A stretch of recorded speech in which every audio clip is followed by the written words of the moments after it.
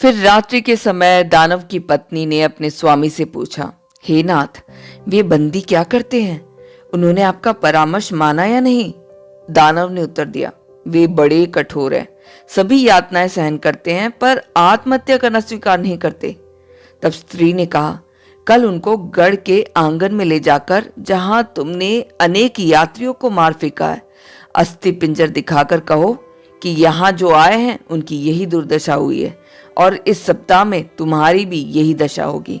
प्रातः काल दानव ने यात्रियों को मनुष्य की अस्थियां दिखाई और मार पीट कर फिर कारागार में बंद कर दिया। वे मृत प्राय शनिवार के दिन भर यहाँ पड़े रहे। रात्रि के समय दानव ने अपनी पत्नी से कहा कि इन यात्रियों को ना तो मेरे मारने से और ना ही मेरे परामर्श से मरण होता है। उसकी पत्नी ने कहा, मुझे तो यह जान पड़ता है कि उन्हें दृढ़ भरोसा है कि कोई उनको छुड़ा कर ले जाएगा या ताला तोड़ने का कोई हथियार उनके पास है। तब दानव ने कहा कि तुम्हारे कहने के अनुसार मैं कल उनकी तलाशी लूंगा। शनिवार की आधी रात में प्रातः काल तक दोनों बंदियों ने परमेश्वर से प्रार्थना की। उषा काल में मसीही ने चैतन्य होकर अकस्मात ही यह बात कही, हाय मैं कैसा अज्ञानी हूं, मैं तो निकलकर मुक्त हो सकता था, फिर क्यों इस कारागार में पड़ा रहा। मेरे पास तो प्रतिज्ञा नामक कुंजी है, मैं इससे दुविधा दुर्ग के सभी ताले खोल सकता। यह सुनकर वह आशावान से बोला, भाई यह तो बड़ा ही शुभ समाचार है, देखो इससे ताला खुलता है या नहीं। मसीही ने कुंजी निकाली और उसके लगाते ही पहला द्वार अपने आप खुल गया।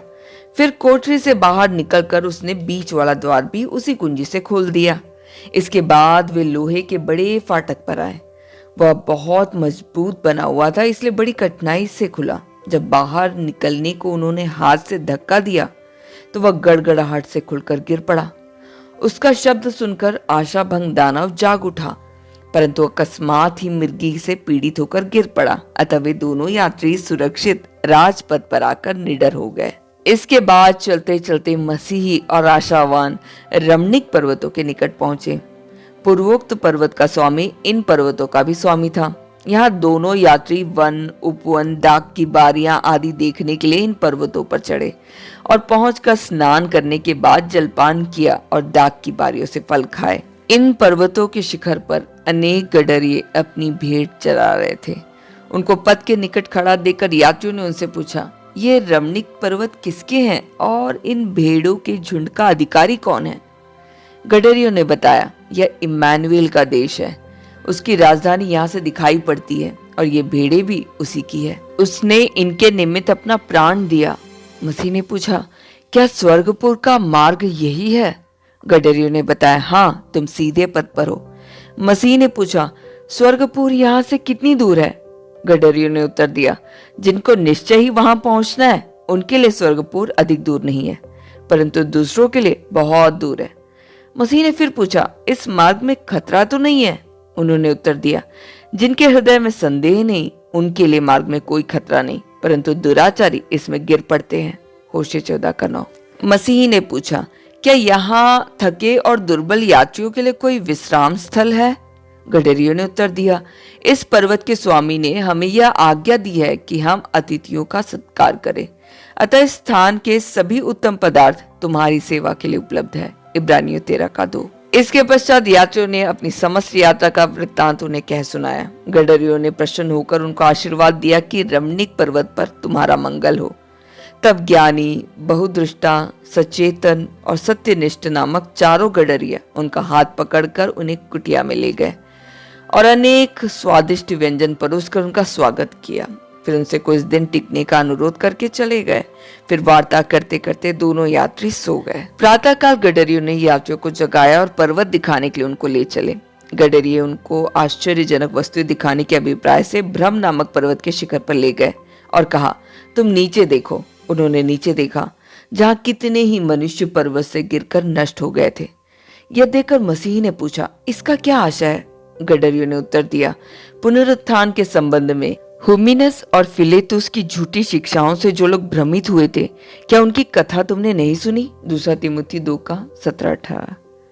तब गडरियों ने बताया कि ये उन्हीं लोगों के अस्थि पंजर है जो भ्रमित हुए थे। दूसरे लोग किसी ऊंचे पर्वत पर चढ़कर इस शिखर पर न आए, इसलिए इनको आज तक गाड़ा नहीं गया है। लोगों की चेतावनी के लिए इनकी देह इसी प्रकार पड़ी रहने दी गई है। फिर गडरिये उनको चौकसी नामक पर्वत की चोटी पर ले गया और दूर एक स्थान को देखने को कहा। उन्होंने देखा कि एक कब्रिस्तान में बहुत से लोग भटकते फिर रहे हैं। उन्होंने यह भी जान लिया कि वे सभी अंधे हैं, क्योंकि चलते हुए ठोकर खाकर गिर पड़ते हैं और यहाँ से निकलने का मार्ग उनको नहीं मिलता। यह देखकर मसीह ने पूछा, इसका क्या अभिप्राय है? गडरियों ने बताया कि ये कभी यात्री थे, पर जब उस फाटक पर पहुंचे तो उबड़ खाबड़ मार्ग देखकर चौरस मार्ग पर चले गए। तब आशा भंग दानव इनको पकड़कर दुविधा दुर्ग में ले गया। कुछ दिन इनको कारागार में रखने के बाद उसने इनकी आंखें फोड़कर इनको कब्रिस्तान में छोड़ दिया। तभी से ये वहां भटक रहे हैं। इससे ज्ञानवान का यह कथन पूरा हुआ, जो मनुष्य बुद्धि के मार्ग से भटक जाए उसका ठिकाना मरे हुओं के बीच में होगा। नीति वचन 21 का 16। फिर गडरिये इन दोनों को नीचे ले गए, जहां पर्वत के नीचे एक द्वार था। उसे खोलकर उन्होंने यात्रियों से कहा कि इसके अंदर देखो। अंदर देखने पर अंधकार के कारण इनको कुछ दिखाई नहीं दिया, पर गंधक की दुर्गंध अनुभव हुई और पीड़ित लोगों का कराहना और अग्नि का सा शब्द सुनाई दिया। मसीह ने पूछा, इसका क्या तात्पर्य है? गडरिये बोले, यह नरक जाने का एक मार्ग है। इसी मार्ग से होकर कपटी लोग नरक को जाते हैं। विशेष रूप से वे लोग इस मार्ग से जाते हैं जो एसाव के समान अपना अधिकार बेच देते हैं, या यहूदा के समान अपने स्वामी को बेचते हैं, या सिकंदर उठेरे के समान सुसमाचार की निंदा करते हैं, या हनन्याह या उसकी पत्नी सफीरा के समान झूठे और कपटी होते हैं। आशावान ने पूछा, क्या पहले वे भी हमारे समान यात्री थे? गडरियों ने कहा, हाँ, बहुत समय तक ये यात्रियों जैसे दिखाई देते थे। आशावान ने फिर पूछा, वे इस मार्ग पर कितनी दूर पहुंचकर उद्धार से रहित हुए? गडरियों ने उत्तर दिया, कुछ तो इन पर्वतों तक भी नहीं पहुंचे थे और कुछ इससे भी आगे बढ़ गए थे। तब यात्रियों ने कहा, हमारे लिए यह आवश्यक है कि शक्ति प्राप्त करने के लिए हम सर्वशक्तिमान परमेश्वर से प्रार्थना करें। गडरियों ने कहा, हाँ, प्रार्थना करना अनिवार्य है और शक्ति प्राप्त करने के बाद उसे काम में भी लाना चाहिए। कुछ दिन टिकने के बाद उन्होंने आगे बढ़ने की अनुमति चाही। चलते समय गडरिये उनको निर्मल नामक एक ऊंचे पर्वत के शिखर पर ले गए और स्वर्गपुर का द्वार देखने के लिए उनको अपनी दूरबीन दे दी। यात्री उस दूरबीन से उस द्वार का दर्शन करने लगे, परंतु गडरियों ने यात्रियों के संबंध में जो कुछ कहा था उसकी याद आते ही उनके हाथ कांपने लगे थे। अतः वे स्थिर होकर अच्छी तरह से उस द्वार को ना देख सके। फिर भी अनुमान से जान लिया कि स्वर्ग द्वार सी कोई महान तेजों में वस्तु दिखाई देती है। फिर उन्होंने गडरियों से विदा ली और आगे चल पड़े। यात्रियों के प्रस्थान के समय गडरियों में से एक ने उनको पथ के वृत्तांत का एक पत्र दिया। दूसरे ने कहा, चापलूस से सावधान रहना। तीसरे ने कहा, मोह भूमि में सो मत जाना। चौथे ने कहा, परमेश्वर तुम्हारे संग रहे। इसके बाद मैंने देखा कि ये दोनों यात्री पर्वतों से उतरकर राजपथ पर चलते हुए राजधानी की ओर बढ़ने लगे। इन पर्वतों के नीचे कुछ दूर पर बाई ओर दर्प नामक एक देश था। उस देश से एक टेढ़ा तिरछा मार्ग आकर राजपथ पे मिलता था। उसी मार्ग से होता हुआ एक फुर्तीला युवक इनसे आ मिला। मसीह के पूछने पर उसने अपना नाम अज्ञान बताया और कहा कि वह दर्प नामक देश से आकर स्वर्गपुर जा रहा है। मसीह ने पूछा, तुम राजधानी के द्वार में कैसे प्रवेश करोगे, और यदि कोई बाधा हो तो क्या करोगे? अज्ञान ने कहा, क्यों? जैसे दूसरे सज्जन प्रवेश करेंगे वैसे मैं भी करूंगा। मसीह ने पूछा, तुम द्वार पर कौन सा पत्र दिखाओगे जिसे तुम्हारे लिए वह खोला जाए? अज्ञान ने कहा, मैं प्रभु की इच्छा को जानता हूँ और अनेक प्रकार के सुकर्म करता रहता हूँ। मुझे जिसको कुछ देना होता है उसे दिया करता हूँ, फिर व्रत और प्रार्थना और दान पुण्य करता हूँ, और जिस स्थान को जा रहा हूँ उसके लिए मैंने अपना देश त्यागा है। मसीह ने कहा, तुम अपने विषय में चाहे जो कुछ कहो, परंतु इस पथ के सिरे पर बने सकरे फाटक में से होकर तुम नहीं आए हो, इसलिए राजधानी में तुम्हारा प्रवेश करना कठिन होगा। तुम्हारी गणना चोर डाकुओं से होगी। अज्ञान ने कहा, जैसे तुम अपने देश के धर्माचार से संतुष्ट हो वैसे मैं अपने देश के धर्माचार से संतुष्ट हूँ।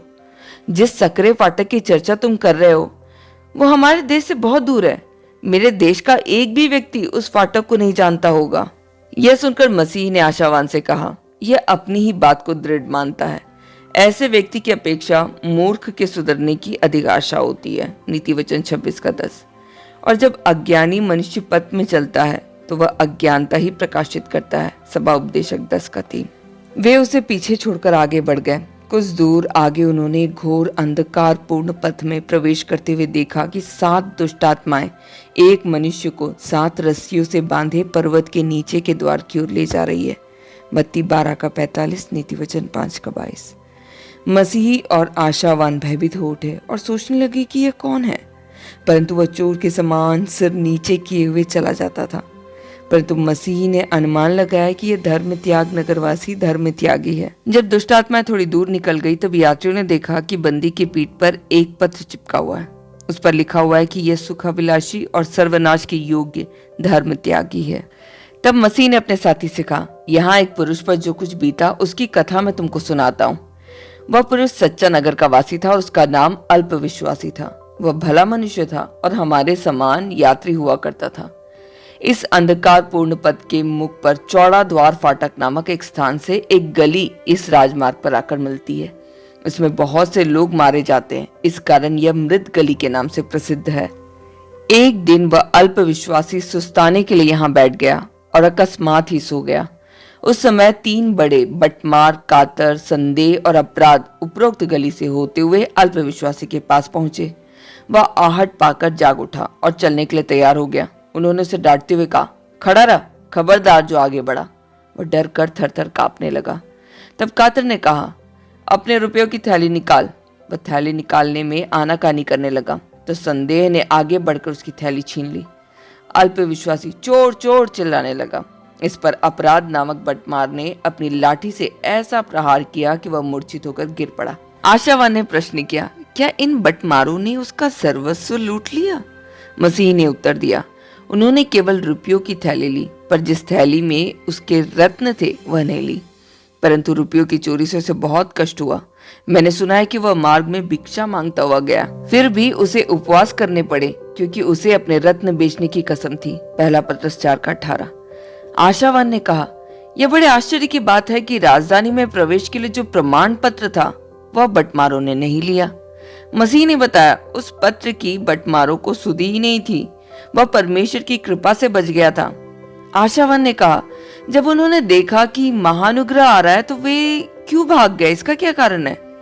मसीह ने बताया कि महानुग्रह के दर्शन मात्र से वे तथा उनका स्वामी कई बार भागे हैं। इसमें कोई आश्चर्य नहीं, क्योंकि वह राजवीर है। मसीही ने कहा, राजपथ में भी ऐसी डकैती होती है। इस बात के सुनने से हमारे लिए आवश्यक है कि हम 2 बातों का विशेष ध्यान रखें। पहली यह कि हम शस्त्र बांधे हुए यात्रा करें। विशेष रूप से ढाल अवश्य होनी चाहिए। यदि शत्रु यह देख ले कि हमारे पास ढाल नहीं है तो हमसे बिल्कुल नहीं डरेंगे। जो पुरुष युद्ध में बड़ा निपुण था उसने कहा है कि सबसे ऊपर विश्वास रूपी ढाल धारण करो, क्योंकि उससे तुम शत्रुओं के सारे जलते हुए बाणों को रोक सकोगे। इफिसियों 6 का 16। दूसरी बात यह है कि हम अपने महाराजा से प्रार्थना करें कि वह अपने किसी सेवक को हमारी रक्षा के निमित्त साथ भेज दे या स्वयं ही हमारे साथ यात्रा करे। ऐसे संगी के मिलने से दाऊद राजा मृत्यु छाया की तराई में यात्रा करने के समय भी आनंदित रहा। भजन 16 का 89, 23 का 4। मूसा ने भी यही सोचा था कि यदि परमेश्वर संग न रहे तो एक पग भी आगे बढ़ना अच्छा नहीं है, वरन जहां पर खड़ा है वहीं पर मर जाना अधिक अच्छा है। निर्गमन 33 का 15। इस प्रकार जब ये दोनों यात्री आगे बढ़े तो अज्ञान भी उनके पीछे चला आया। ये दोनों कुछ दूर निकल गए तो यह देखा कि उनके सामने 2 पथ थे और दोनों ही सीधे दिखाई पड़ रहे थे। वे दोनों खड़े होकर सोचने लगे कि किस मार्ग से जाना उचित होगा, क्योंकि दोनों ही सीधे हैं। इतने में एक काले रंग का व्यक्ति उनके पास आया जिसने उजले वस्त्र पहने हुए थे। उसने इन दोनों से पूछा, तुम यहाँ क्यों खड़े हो? यात्रियों ने बताया कि हम स्वर्गपुर जा रहे हैं, पर किस मार्ग से जाए यह हम नहीं जानते। उसने कहा, मैं भी वहीं जा रहा हूं, सो तुम मेरे पीछे चलो। वे दोनों उसके पीछे हो लिए। थोड़ी दूर चलने के बाद वह मार्ग टेढ़ा होता गया और घूमते घूमते राजधानी से विपरीत दिशा में मुड़ गया। तो भी उन्होंने उस व्यक्ति का पीछा न छोड़ा। निदान वे उसकी चतुराई के जाल में ऐसे फंस गए कि उससे निकलने का उनको कोई उपाय ही नहीं सूझा। फिर जब उस काले रंग के व्यक्ति के शरीर पर से वह उजला वस्त्र गिर पड़ा तब उनको ज्ञात हुआ कि हम कहाँ हैं। वे महासंकट में पड़ गए और उससे मुक्त होने में अपने को असमर्थ पाकर वहीं फंसे रहे। तब मसीही ने आशावान से कहा, भाई मैं देखता हूँ कि मैं बड़े भ्रम में पड़ गया हूँ। गडरियों ने हमसे कहा था कि चापलूस से सावधान रहना। इससे मुझे ज्ञानी का वचन याद आता है, जो मनुष्य अपने पड़ोसी की चापलूसी करता है वह अपने पैरों के लिए जाल बिछाता है। नीति वचन 29 का 5। आशावान ने कहा, हाँ, उन्होंने तो पद के प्रदर्शन के लिए हमें पत्र भी दिया था, परंतु भूलवश हमने उसे नहीं पढ़ा। कुछ ही समय के बाद एक तेजस्वी पुरुष रस्सी का कोड़ा हाथ में लिए वहां से आया और उनसे पूछने लगा, तुम कहाँ से आए हो और कहाँ जा रहे हो? उन्होंने उत्तर दिया, हम दीन यात्री हैं, सिय्योन पर्वत की ओर जा रहे हैं। फिर उन्होंने चापलूसी की सारी बातें उसे कह सुनाई। यह सुनकर उस तेजस्वी पुरुष ने कहा, वह झूठा प्रेरित है जिसने तेजो में वेश धारण कर रखा है, उसका नाम चापलूस है। दूसरा कुरिन्थियों 11 का 13-14। फिर उसने जाल फाड़कर उनको मुक्त कर दिया और कहा, तुम मेरे पीछे पीछे चलो, मैं तुमको राजपथ पर वापस ले जाऊंगा। मार्ग में उसने गडरियों की बातचीत के विषय में उनसे सारी बातें मालूम की। अंत में उसने उनको भूमि पर औंधे मुंह लेटने की आज्ञा दी और कोड़े मारकर सत्य पथ में यात्रा करने के विषय में सारी बातें समझा दी और कहा, मैं जिनसे प्रेम रखता हूँ उन सबों को ताड़ना भी देता हूँ। इस कारण तुम उद्यमी बनकर पश्चाताप करो। प्रकाशित वाक्य 3 का 19। फिर उसने कहा, जो शिक्षा तुमको गडरियों ने दी है उसको सावधानी से स्मरण रखते हुए यात्रा करो। मार्ग में कुछ दूर आगे जाने पर यात्री ने देखा कि एक मनुष्य सिय्योन पर्वत की ओर पीठ किए उनकी ओर चला रहा है। आशावान ने कहा, भाई सावधान रहना उचित है, कहीं वह चापलूस जैसा ना हो। शीघ्र ही वह व्यक्ति उनके निकट आ गया। उसका नाम नास्तिक था। उसने यात्रियों से पूछा, तुम लोग कहाँ जा रहे हो? मसीह ने उत्तर दिया, हम सिय्योन पर्वत की ओर जा रहे हैं। यह सुनते ही नास्तिक खिलखिलाकर हंसने लगा। कारण पूछने पर नास्तिक ने कहा, जब सभी प्रकार के कष्ट सहन करके तुम मार्ग के अंत तक पहुंचोगे तो तुम्हें कोई लाभ नहीं प्राप्त होगा। इतना होने पर भी तुम इस दुर्गम यात्रा की ओर प्रवृत्त हो, इसलिए मुझे तुम्हारी मूर्खता पर हंसी आती है। मसीह ने कहा, क्या तुम सोचते हो कि हमारा प्रवेश ना हो पाएगा? नास्तिक ने कहा, कहाँ प्रवेश करना चाहते हो? वह स्थान तो स्वप्न की भावना मात्र है, परलोक में ऐसा कोई स्थान ही नहीं है। मसीह ने कहा कि हमने ऐसा सुना है कि वह स्थान है और उसका विश्वास भी किया है। नास्तिक बोला, जब मैं अपने घर पर था तब मुझे भी यही विश्वास था, नहीं तो मैं इतनी दूर से खोजने क्यों आता? परंतु वह मुझे नहीं मिला, इस कारण वापस जा रहा हूँ। वह स्थान होता तो मुझे अवश्य मिलता, क्योंकि मैं उसे तुझसे अधिक दूर तक ढूंढ कर आया हूँ। तब मसीही ने अपने संगी की ओर देखते हुए कहा, भाई जो ये कहता है क्या वह सत्य है? आशावान ने कहा, सावधान, यह मनुष्य भी चापलूस जैसा ही दिखाई देता है। ऐसे मिथ्यावादी लोगों के परामर्श मानने से हम बहुत दुख पा चुके हैं, यह बात मत भूलना। क्या सिय्योन पर्वत नहीं है? क्या हमने रमणीय पर्वत से उसका द्वार नहीं देखा? इस समय अदृश्य होने के कारण क्या हम अपना विश्वास त्याग दे? दूसरा कुरिन्थियों 5 का 7। तब आशावान ने कहा, भाई चले आओ, नहीं तो वह कोड़े वाला फिर आ जाएगा। मैं धर्मशास्त्र का एक वचन सुनाता हूँ। हे मेरे पुत्र, यदि तू भटकना चाहता है तो शिक्षा का सुनना छोड़ दे। नीति वचन 19 का 27। भाई उस मनुष्य को छोड़कर चले आओ, हम आत्मा के उद्धार के लिए विश्वास करें। इब्रानियों 10 का 39। मसीह ने कहा, मैंने तुम्हारे विश्वास की परीक्षा लेने के लिए प्रश्न किया था। इस मनुष्य की आंखें संसार के ईश्वर ने अंधी कर दी है। हमने सत्य मत को स्वीकार किया है और उसकी कोई वार्ता मिथ्या नहीं हो सकती। पहला यूहन्ना 2 का 21। तब इन्होंने नास्तिक को त्याग दिया और वह भी इनका उपहास करता हुआ चला गया। फिर वे दोनों यात्री चलते चलते एक ऐसे देश में पहुंचे जिसकी वायु में यह स्वाभाविक गुण था कि विदेशी सो जाते थे। आशावान अपनी आंखें न खोल सकने के कारण मसीह से कहने लगा, भाई मुझे बड़ी ऊंघ आ रही है, कुछ देर ठहर कर सो जाएं? मसीह बोला, नहीं, इस स्थान पर सोने से कदाचित हम फिर कभी ना जागेंगे। आशावान ने कहा, भाई तुम ऐसी बातें क्यों कहते हो? थके हुए मनुष्य के लिए नींद लाभकारी है, सोने से थकावट उतर जाएगी।